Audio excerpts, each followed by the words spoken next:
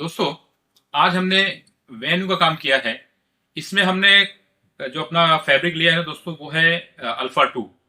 और colour combination में हमने ब्लैक और आइस ग्रे का कॉम्बिनेशन किया है, और सेंटर में मशीन एम्ब्रॉयडरी लिए दोस्तों, सिंपल डिजाइन रखा है। स्टेयरिंग को रैप किया है और हमारा कस्टमाइज मैट भी हमने इसमें लगाया है। चलिए दिखाते हैं आपको कार में कैसा लग रहा है। काम कंप्लीट हो चुका है। देखने के बाद दोस्तों एक लाइक सब्सक्राइब जरूर करिएगा।